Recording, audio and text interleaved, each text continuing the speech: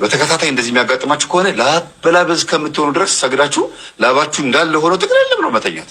አሁን ደግሞ ያመጣው ሰሞኑን ምንድነው ቤት ተከራይቶ ከሚያኖራቸው ልጆች እንደዚህ እያደረገ ምናምን እያበላሸ ግለ ወሲብ ወይም ማስተርቤሽን ከማድረግ እንድትወጡ ሊረዷችሁ የሚችሉ 5 ዋና መፍትሄዎች።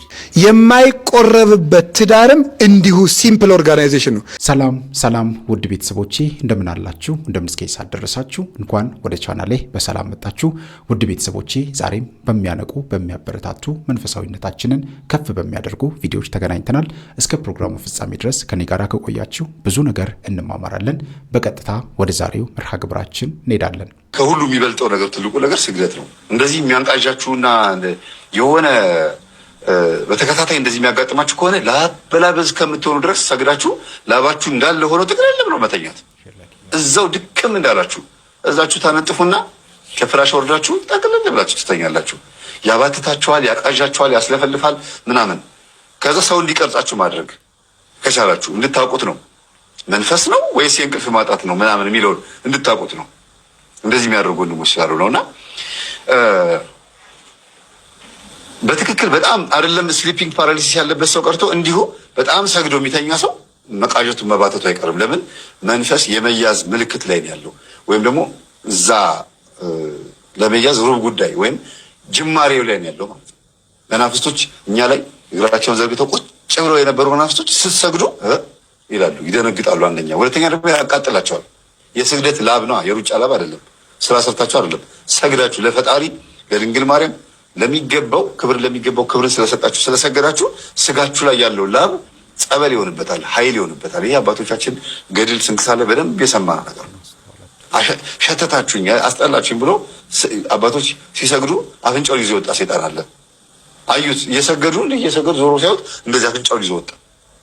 ሸተቱኛል። ላባችን ለሱ ምንድነው? ግማት ነው፣ እጣን በሉት ለኛ እና ስግደት ወሳኝ ነው በጣም። ስጋችሁ ማድከም ያለባችሁ፣ ስጋችሁ ደክሞ ደግሞ ስተኙ ደግሞ እንቅልፋችሁ እንደሚያለ እንቅልፍ ይሆናል። በጣም ደግሞ ከፍራሽ ወረድ በሉ። ትንሽ ከፍራሽ ወረዱና እንደው ትንሽ አንድ ብርድ ልብስ ለሁለት ጠፍ እንዳይቆረቆራችሁ እንዲመቻችሁ አይደለም። ከምቾት ወርዳችሁ ግን ቅዝቃዜም ሲሚንቶ ሊኖር ይችላል፣ ሴራሚኩ ምናምን ሊቀዘቅዛችሁ ይችላል። ስለዚህ ምን ታደርጋላችሁ? አንድ ብርድ ልብስ ለሁለት ታጥፉና ግን ጎናችሁ እንዳይመቻችሁ አድርጋችሁ መተኛት። ሱባኤ ማለት ያ ነው። ስጋችሁ ሲጎረብጠው ነፍሳችሁ ትነቃቃለች። ይሄ በመጽሐፍ ቅዱስ ላይ ተጽፏል። በማቴዎስ ወንጌል ላይ መንፈስ ሁልጊዜ ንቁ ናት፣ ስጋ ነው ደካማ ብሎ ኢየሱስ ክርስቶስ ተናግሯል። ስለዚህ ስግደት በጣም ወሳኝ ነገር ነው። ከእንቅልፍ ስትነሱ ስተኙ፣ በተለይ ስተኙ ማታ መልካ ሩፋኤል ሳይጸለይ የተኛ መቼም ማንኛውም ክርስቲያን። ይሄ ነው እንግዲህ መፍትሄ የሚባለው። ግን በዚህ ውስጥ ደግሞ ሌላ ትልቅ መፍትሄ አለ። ደግሞ ቤተሰቦች በጣም ልናውቀው ልንነቃበት የሚገባ ትልቅ መፍትሄ አለ። እንደ መንስኤ ብዬ ቅድም ያልኳችሁ የእንቅልፍ ሰዓት ማነስ ምናምን የሚባል ነገር አለ አይደለም? በጭንቀት መተኛት፣ በፈረቃ ስራ መስራት የሚባል ነገር አለ አይደለም? በዚህ መካከል ሆናችሁ ኃጢአት ራሱ እየሰራችሁ የዋላችሁ ሰዎች ማታ በዚህ ልክ ይመጣል። ስለዚህ ኃጢአትን በመቀነስ ንስሐ በመግባት የህሊና እፎይታ እንዲሰማችሁ ባረጋችሁ ቁጥር ቅዠቱ እየቀነሰ ነው የሚመጣው። በጣም እስቲ ንስሐ የገቡ ሰዎች መንፈሳቸውን አስቡት። ጌታ ሰምቶኛል፣ ኃጢአቴን ተናዝዣለሁ፣ አሁን ሲኦል አልገባም ገነት ለምገባው ብሎ ኮንፊደንስ የሚያድርባቸው ትክክል ናቸው። ቢያንስ የህሊና እረፍት። እስቲ ንስሐ ያልገባን ሰው ደግሞ ተመልከቱት። በየጊዜው ያመነዝራል፣ በየጊዜው ወዲያ ወዲህ ይላል፣ ገንዘብ ይሰርቃል፣ ሚዛን ይበድላል፣ ድሃ ይበድላል፣ ፍርድ ያጓድላል። ዳኛም ቢሆን ኢንጂነርም ቢሆን ካለው ላይ ይሰርቃል ብይላል። ማታ ሲመጣ እንዴት ነው? ልጆቹ መጥተው አባዬ እማዬ ምናምን ይሏቸዋል። ሴትም ትሁን ወንድ ልጅ ይሰርቃሉ አይደል? ሁሉ ሌብነትም ይኖራል፣ ማመንዘርም ይኖራል፣ መሳደብም ይኖራል፣ ሰው መግደልም ይኖራል። ዶክተሩም ሁሉም በሙያው ላይ ሌባ የሚሆንበት ሁኔታ አለ እና ህሊናችሁ እረፍት አይኖረውም፣ አትረጋጉም። ጭንቀታችሁ የተረጋጋ መንፈስ አይኖራችሁ።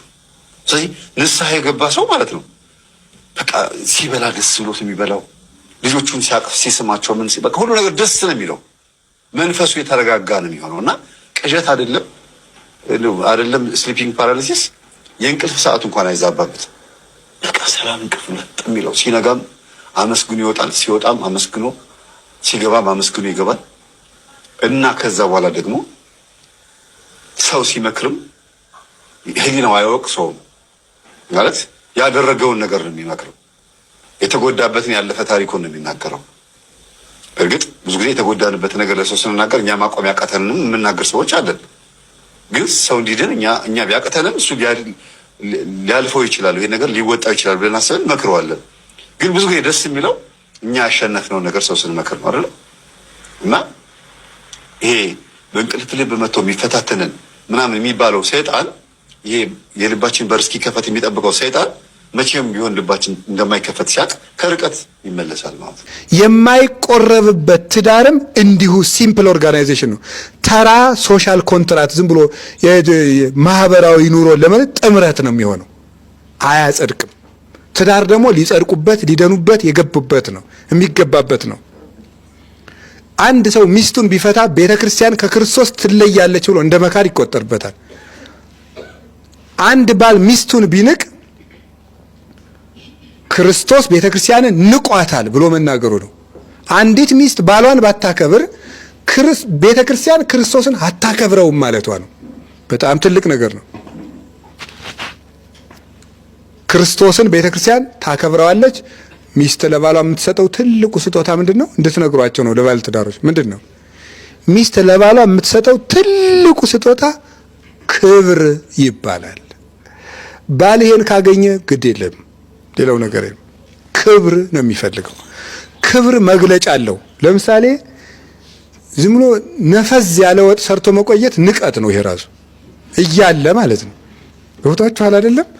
እያለ ጥሩ ወጥ አለ መስራት ንቀት ነው። ቤቱ ወንድ የለውም ብሎ መናቅ ነው። እኛ ስናድግ አሁን አባቶቻችን መንገድ በሄዱ ቀን እንደ ነገሩ ነው ምግብ የሚሰጠን እና ባባ በመጣ እንላለን። እንደው ጥሩ ወጥ እንዲሰራም ጭምር ማለት ነው። አንደኛ አባታችን ናፍቆን እና ወንድ ያለበት ቤት ጥሩ ወጥ ይሰራበታል። ስለዚህ ባልን ማክበር ቤተክርስቲያን ክርስቶስን ነው። ከመትጤዘዞ ቤተክርስቲያን ለክርስቶስ ከማው አንስትን ይታዘዝ አላምታቲክን ክርስቶስ ለቤተክርስቲያን እንደምትታዘዝ ሚስቶች ወይ ለባሎቻችሁ ታዘዙ። ለባሏ የምትታዘዝ ሚስት የባሏ እመቤት ናት። ታውቃላችሁ አይደል? መልሳን የምትገዛው ማለት ነው። ከታዘዘችው ገንዘቡን ምንጭ ከጓደኞቹ መሃል ሲያወራ ማክበር፣ ሲመጣ ተቀምጣ የነበረች ተነስታ ጫማውን ብታወልቅለት፣ ልብሱን ብታጥብለት፣ ከሰው መሃል ሲያወራ እውነትህን ነው ብትለው፣ የእውነቴን እኮ ነው የምነግራቸው ማለት ነው። እንደዛ ብትለው በስላሴ ከዚያው ንጉሠ ነገሥት ነው። ወንድ ለክብሩ ነው የሚጨነቅ። ገብቷቸዋል። የፈለገ ቢሆን እንዲሁ ከዋሸም ዞር ብሎ መጥፋት ነው። ብዙ ጊዜ ይሄ ማን የሚባል ቢኒያም ሽታዬ ድሮ ፓስተር የነበረው አሁንም ያው ከማይተናነስ ነገር የሚሰራ ሰው ነው። ንግግሩ ምንም ኦርቶዶክስን የማይወክል ማለት ሲል ትክክለኛ እንትን ይመስላል። በቃ ከርካሮ እና ምን ልላችሁ ነው፣ ባለፈው ማለት ነው የሆነ ነገር ተናግሮ መምህር ዝም አሉ። አሁንም ድጋሚ ተናገረ፣ ዝም አሉ። መልስ አልሰጠውም መምህር ተስፋዬ አበራ ማለት ነው። እና አሁን ደግሞ ያመጣው ሰሞኑን ምንድነው ቤት ተከራይቶ ከሚያኖራቸው ልጆች እንደዚህ እያደረገ ምናምን እያበላሸ። ቃሉን ቃል በቃል አልተጠቀመው ምክንያቱም በጣም የወረደ ቃል ስለሆነ ማለት ነው። እና ለዚህ መልስ ልሰጠው ነው የመጣው። እሱ ዝም ያለበት እኮ ምክንያት ስላለው፣ ምክንያቱም ከእንደዚህ አይነት ሰው ጋር ሲመላለስ አይገኝም፣ ደረጃውም አይደለም፣ አይመጥነውም። ሐሰት የሆነ ነገር ስለሆነ ማለት ነው ምንም ማለት ነው። እና እኔ ደግሞ ከነዛ ተከራይቶ ከሚያኖራቸው ልጆች አንዷ ነኝ። እና ምን አይነት ልጆች እንደሚኖሩ ባሳየ ደስ ባለ፣ ግን ላንተ አይገባህም፣ አላሳየህም። የሚያውቅ ያውቀዋል። አንተ እንደዚህ ብለህ የተናገርከው ንግግር እዚህ አገር ብትሆን ማለት ነው እሱ ሳይሆን እኔ ነበረ ፍርድ ቤት መገተር። እውነቴን ነው። ምክንያቱም ያለ ምንም ኤቪደንስ ነው እሱን እየወነጀልከው ያለው ማለት ነው። በስም ማጥፋት ያለ ምንም ማስረጃ ስም በማጥፋት ብቻ ክስ መሰርትብሃለሁ እኔ ልጁ ስለሆንኩ ማለት ነው። እሱ አያደርገውም። ይሄንን ካንተ ጋር በጣም ቢዚ በጣም ነው ስንት ሲወጣ ሲወርድ እንዳንተ እዚህ ቁጭ ብሎ ላይቭ ላይ ወይም እዚህ ቲክቶክ ላይ መጥቶ አጉል ይሄ ዝም ብሎ ተረት እናንተን አይደለም የሚያወራው። እሺ ስንት የሚሰራው ስራ እንዳለ ብታቅ ማለት ነው። እሱ እናቴ የሰማዩን የምድሩን ሳይሆን የሰማዩን ቤት እየገነባ ያለው። ስለዚህ በጣም ይሶ ቢዚ በጣም ሰዎችን በመርዳት በተለያየ ነገር ተወጥሮ ያለ ሰው ነው። እሺ በጣም በተለያየ ነገር። ስለዚህ መልስልኛል ብለህ ከሆነ እየጠበቅ ከሆነ አትጠብቀው፣ አይመልስልህም። እኔ ይሄው ነግርሃለሁ መጥቼ እኔ ከነዛ ከሚያኖራቸው ልጆች አንዷ ስለሆንኩ ማለት ነው። ግን አንተ እዚህ አይደለም። እዚህ ስላልሆንክ ብቻ እዛ ሄደ እንደልብ ትለፈልፋለህ እንደፈለክ። መምህር ግርማው ባንታፍ የሚሰደቡ ሆኖ መሰል አንተ አንድያን ሰውነት እንደዚህ ሲለጠጥ ጭንቅላት ጨነቀረ ቅንጭር አለ ጭንቅላት ምን ነው እንደው የሚያይ ሰው የለ። ዩቲዩብ ከ100 ምናምን ሺህ በላይ ሰብስክራይብ አለ። ግን ኖ ዋን ማንም እያየህ አይደለም ማንም ማለት ነው። አያ በዚህ ልክ ወርደህባቸዋል። አሁን ምንድነው የተረዳሁት ካንተ ልክ ድሮ የነበሩትን እነዛን ፓስተሮችና ምን እያመጣ ይልል የሆነ ወሬ የምታወራውና የምትቀባጥረው የነበረው ነገር ለካ ውሸት ነው። በቃ እነሱም ሰልችተውሃል። እውነት ሰው ሲሻለችህ አታቅም እንዴ? ሰልችተንሃል፣ ትተንሃል እኮ ተወን፣ ትተንሃል። ማንም እያዳመጠ አይደለም። ማንም ኮሜንት ስር የሚሰጡ ራሱ ያንተ ቢጤ ጭንቅላታቸው ቅንጭርት ያለ እኔ እኮ ልጅ ይሆናል። እውነት አስበው ምን ያህል ነገሮችን ተገንዝቤ አስታውዬ እግዚአብሔርን በምን መንገድ እንደማመልከው ማለት ነው። እውነትን ይዤ ማለት ነው። አሁን የምሞግት አንተን እዚህ ሆነ ብትሆን አልኩ አሳይክ ነበረ። ክርስቶስን አሳይክ ነበረ። እግዚአብሔርን የያዘ ሰው ማለት ነው መቼም አያፍርም። መቼም በሙሉ ልብ ሆኖ ይከራከራል። እኔም እግዚአብሔርን ይዤ አንዴ ኦፍ ኮርስ ከኋላ ብዙ ነገር ሊኖር ይችላል። I don't give shit ምንም አይመስለኝም ያን። እኔ ግን እግዚአብሔርን ይዤ ማለት ነው ሞግተህ ነበር። ምክንያቱም በእኔ እሱም ብቻ አይደለም እኮ የነካው እኔንም ጭምር ስለሆነ ማለት ነው። እኔንም ጭምር ስለሆነ ነው።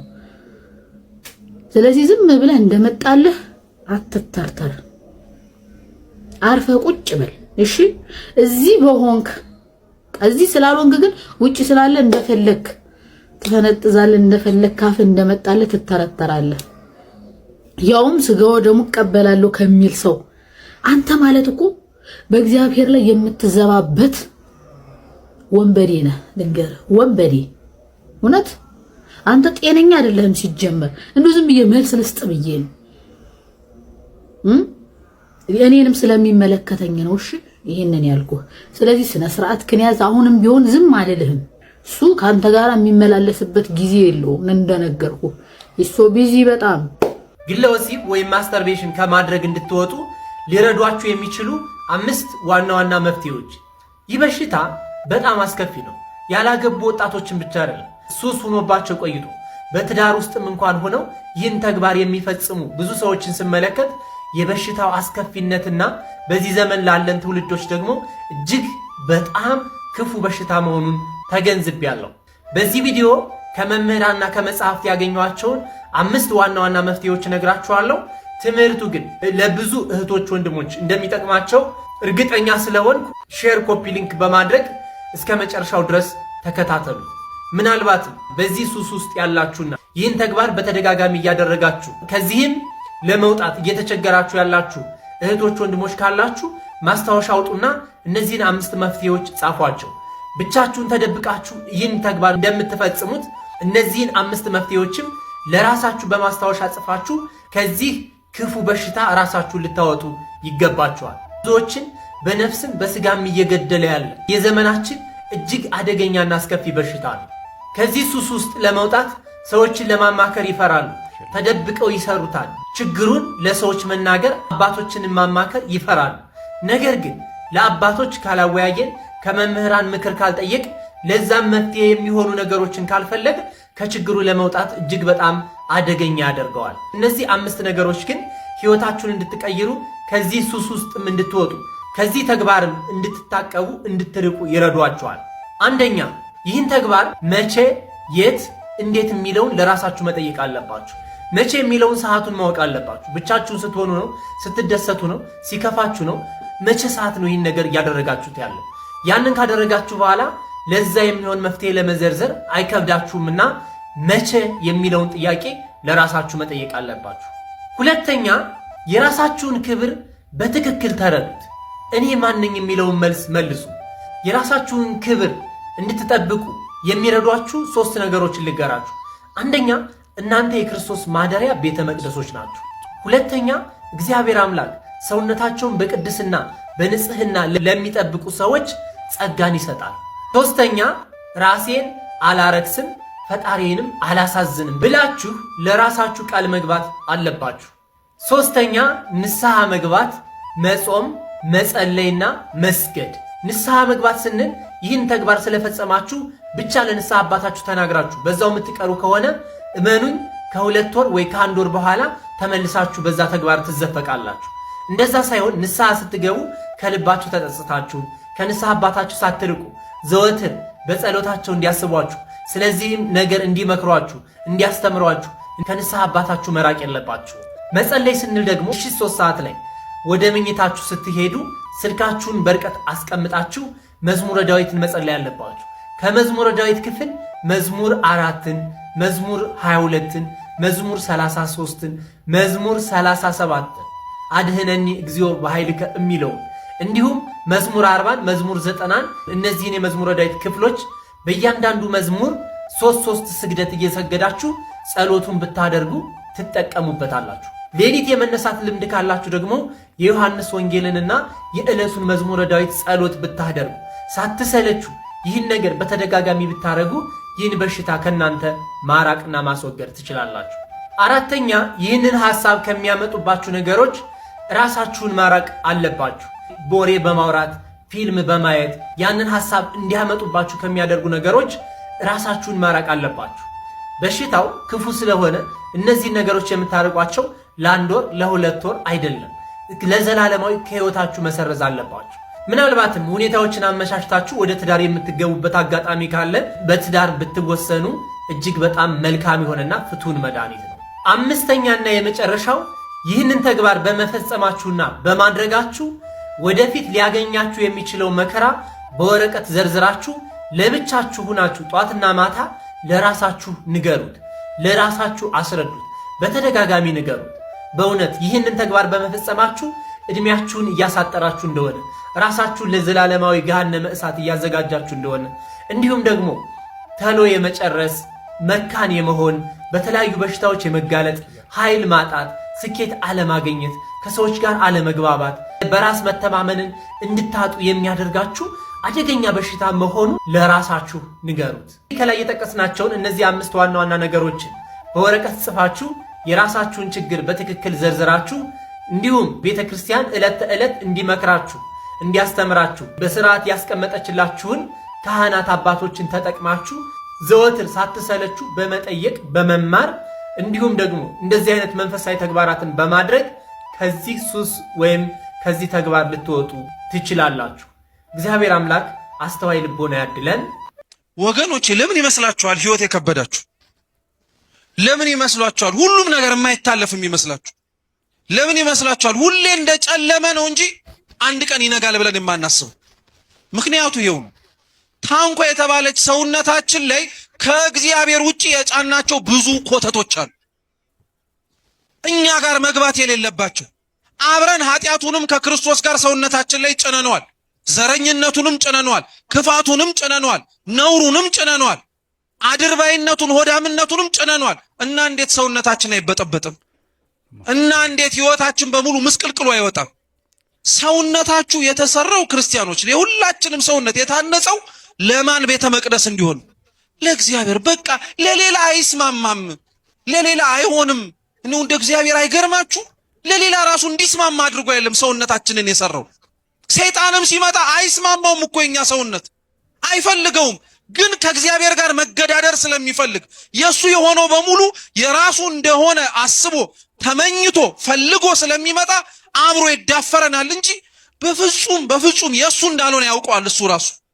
ማንም የኛን ሰውነት ከሱ ውጪ ሊያረካትም ሊያስደስታትም ሊያሳርፋትም የሚችል የለም። አለማረፋችን፣ መባዘናችን፣ መቅበዝበዛችን ሰላምን የምትሰጠዋ ቤተክርስቲያን ውስጥ ተገኝተን አሁንም ሰላም አልባ መሆናችን ቤተክርስቲያኗ አንዱ ክርስቶስን እንደቻለችው እኛ ግን ሰውነታችን ከሱ ውጪ ሌላ ብዙ ኮተት ስለያዘ ነው። ኮተታችንን ማራገፍ አለብን። በቃ ይሄ እንቅጩን ነው፣ እውነቱን ነው የምነግራችሁ ክርስቲያኖች። ሁላችንም ኮተቱን ማራገፍ አለብን። ለእግዚአብሔር የማይስማማውን እሱ አብሮ ሰውነታችን ላይ እንዳይገኝ የማይጋብዘውን ነገር በሙሉ ማራገፍ አለብን። ዘላለም ለማንኖረው እኔ እኮ በጣም ነው የምንገርመው። ረጅም ዓመት ዘላለም ብንኖር ምክንያት ይኖረናል ላረግናቸው ነገሮች በሙሉ። ብንጠነቁልም ብናስጠነቁልም አሁን ለምንኖራት ጊዜ እኮ ነው፣ መሞት አይቀርም። ሀብት ብትሰበስብ ብታግበሰብስም አሁን እኮ ነው፣ መሞት አይቀርም። ብትሳደብ ክፉ ብትናገር ልከበር ብትል ሁሉንም ነገር ብታረግ ለአሁን እኮ ነው። ከሆነ ሰዓት በኋላ አንተነትህን ትረሳለህ፣ አፈር ውስጥ ትገባለህ። ለዛ ነው ቅዱስ ዮሐንስ አፈወርቅ ምን ይላል? ልብ ብላችሁ ስሙ። በሞታችሁበት ቅጽበት ሰው በምን ያክል ፍጥነት እንደሚረሳችሁ ብታውቁ ሰውን ሳይሆን እግዚአብሔርን እያስደሰታችሁ ትኖሩ ነበራል። አሁን የምንኖረው ማንን ለማስደሰት ነው? ለሰው አንወሻሽ። ሰው አይቶን ደስ እንዲለው፣ ሰው አይቶን እንዲኮራ፣ ሰው አይቶን ጎሽ እንዲለን ነው እንጂ እግዚአብሔርን ብለን ነው እንደኛ አኗኗራችን አይመስልማ። አፋችን ሊለው ይችላል፣ አኗኗራችን ግን አይመስለው። ለዛ ነው ይሄን ድክመታችንን ልክ እንደ አባ ጴሜን እንጸልያለን። አቤቱ ጌታ ሆይ እስኪበሉ ምላስ የሚለውን ልቤም እንዲሆነው አስለምደው። አይገርማችሁም? እንደኛ ምላስ እኮ አማኝ የለም፣ እንደኛ ምላስ ታዛዥ የለም፣ እንደኛ ምላስ እግዚአብሔር የሚል የለም። ልባችንና ሰውነታችን ግን ሌላ ያስተናገደውን ያውቀዋል። በውስጥ ጠንቅቆ ነው የሚያውቀው። ስለዚህ ክርስቶስ የተሳፈረባት ያለባት ታንኳ ማለት እኛ ነን። በቃ መሸከም የሚችለው ክርስቶስ የያዘው የተሳፈረበት ታንኳ አንድ ሰው እንደሆነ ሁሉ የኔና የናንተም ሰውነት መሸከም የሚችለው ማንም ብቻ ነው? እኛን፣ እግዚአብሔርን ብቻ። በቃ አለቅ። ሌላ ማንንም መሸከም አይችልም። እሱን መሸከም ስችሉ ነው በነገራችን ላይ ሁሉንም መሸከም እንድችሉ የሚያስችላችሁ። የእመቤታችን አካላዊ ቃልን የጸነሰችበት ጊዜ ላይ ቅዱስ ያሬድ ያመሰገናት ምስጋና ደስ ይላችኋል። እመቤታችን ንጽሕት ድንግል ማርያም ሁሉንም የቻለችው ሁሉንም የተሸከመችው ሁሉንም የሚችለውን አምላክ በማህፀኗ ስላስገባችሁ እኮ። እንዴት ቻልሽው ብለን የምናደንቃት አምላክን ሰሪውን ከነሰራው ስለተሸከመች ነው። ሁሉን መሸከም ትፈልጋላችሁ? ሁሉን መቻል፣ ሁሉን ማሳለፍ፣ ሁሉም በሁሉም ቦታ ላይ ክርስቲያን መሆን ትፈልጋላችሁ? እግዚአብሔርን ተሸከሙት። በቃ እግዚአብሔር ሰውነታችሁ ላይ እንዲገባ የተመቻችሁ ሁኑለት፣ እንሁንለት ሁላችንም። ከዛ በኋላ ማስቻያውን ታዩታላችሁ። እግዚአብሔር ያለበት ነገር ስለማይበጠበጥ ቤተክርስቲያን በየዘመናቱ የሚገጥማትን ፈተና የሚገጥማትን ውጣ ውረድ የቻለችው ማንም ብቻ ስለተሸከመች ነው።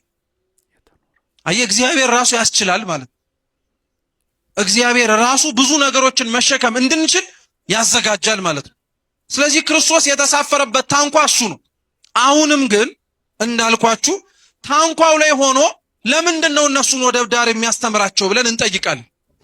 እንግዲህ ታንኳውና ወደቡ ዳር የሆኑት ሕዝብ የሚለያቸው ባህር ነው እንደሆነ እንደምታውቁት። እነሱ ክርስቶስ ሲያስተምር የሚያስተምረውን ትምህርት ለመስማት ጌታ ወደ እነሱ ይቅረብ ብለን እንዳንናገር ምክንያቱን አሁን ነገርኳችሁ። ሰውነታችሁ ማንም ብቻ ይሸከም ብሎ እያስተማረ ታንኳው ላይ ቆመ። እነሱ ወደቡ ዳር የቀሩት ለምን ይመስላችኋል?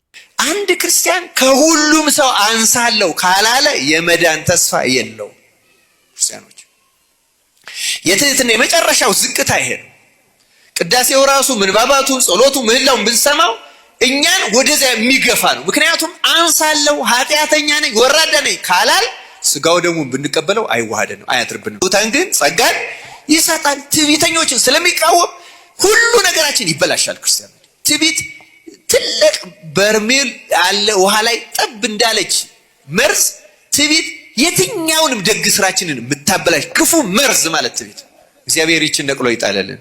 ክርስቲያኖች አሁን ሰዓቴን እያለቀ ስለሆነ በትህትና አብነት ከሚሆኑ ሁለቱን አሳጥሬ ልንገራችሁ። እንደው በእውነቱ በመጽሐፍ ቅዱስም ሙሴ በምድር ላይ ካለው ሰው ሁሉ እጅግ ትሁት ነበረ ይላል ኦሪት ዘጸአት።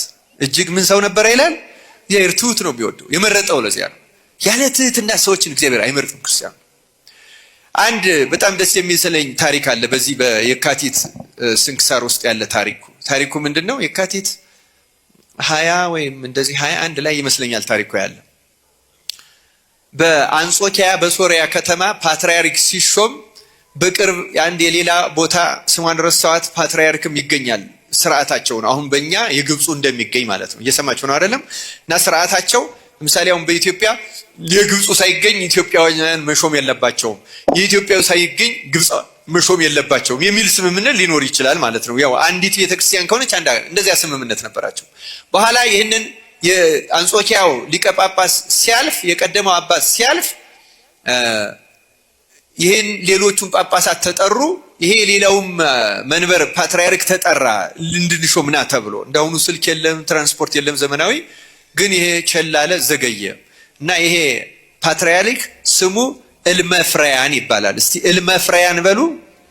እልመፍሪያን እና ያባ ሊቀ ጳጳስ እልመፍሪያን ሳይመጣ ቀረ እና ተሰበሰቡና አንድ ትሁት ሰው ሾሙ።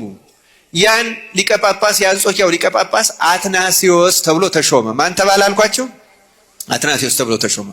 በኋላ ቆይቶ ይሄ አባ እልመፍሪያን ወደ አንጾኪያ ሲመጣ መንገድ ላይ በሹመቱ የተመለሱ ሰዎች ነገሩት፣ አንተ ቀረህ፣ ተሰበሰብን፣ መረጥን። ማንን መረጣት? እንዴት እኔ በሌለውበት ትመርጣላችሁ ብሎ በትዕቢት ያንን የተሾመውን አትናቴዎስን አውግዞ በሱ የሚቆርብ እንዳይኖር እኛ በሌለንበት የተሾመ ነው ብሎ ተነስቶ ወደ ሀገሩ ተመለሰ።